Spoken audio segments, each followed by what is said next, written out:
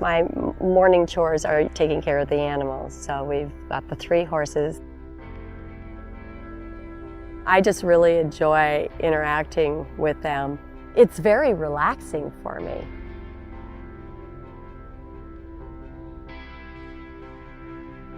The portion of the property has been in the family for over 100 years. As early back as I can remember, we've always been walking through the fields, in the woods, hanging out by the river. It's just been something in all of our DNA. And so it is really obvious to me as to how important it is to go back to a good forest border along the banks of the Rogue River. It's named the Rogue for a reason. So this reach of the river has always been a special place for me. It's one of my favorite places to float and fish. I've floated by every one of these properties hundreds of times. So for me, that's a big piece of what got me excited about working here. And one of the things that makes this reach special to me is just my personal connection to it. The way conservation work has really largely happened in the Rogue River Basin over the last 20, 30 years. It's been mostly a voluntary activity where landowners reach out when they have a problem usually. But the way the Freshwater Trust works is a little different. We basically use our tools to understand where the projects are needed the most. And then we're very much more targeted about going out, reaching those landowners and saying, hey, we're contacting you because your property has the attributes that can make a big difference if we were to do a project here. And so it's a strategic approach. I really like Jan. She is my kind of landowner. She gets excited about plants and about trees.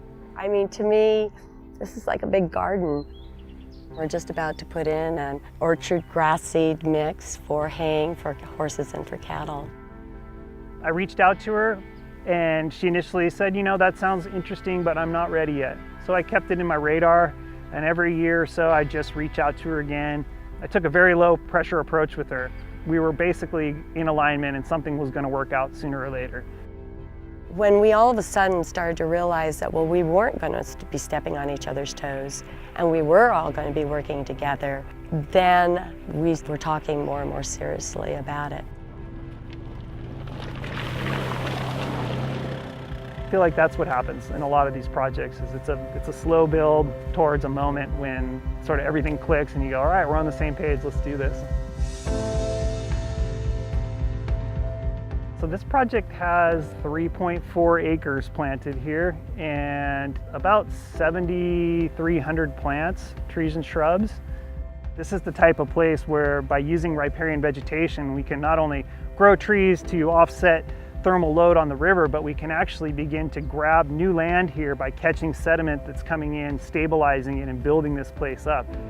The way that they plant and the rows that they put it in such a way that they're trying to mitigate as much of the erosion issue as possible.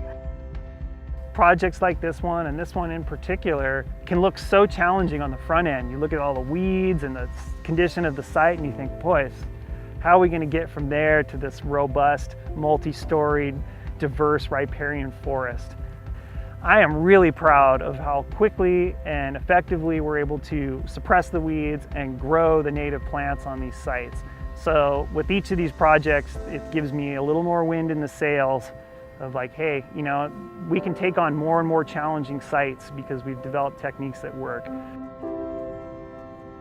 I absolutely believe that we can have a very vibrant agricultural community and then have a very wonderful ecosystem side by side and working. They have to work together. They have to work together. It is one and the same in my mind.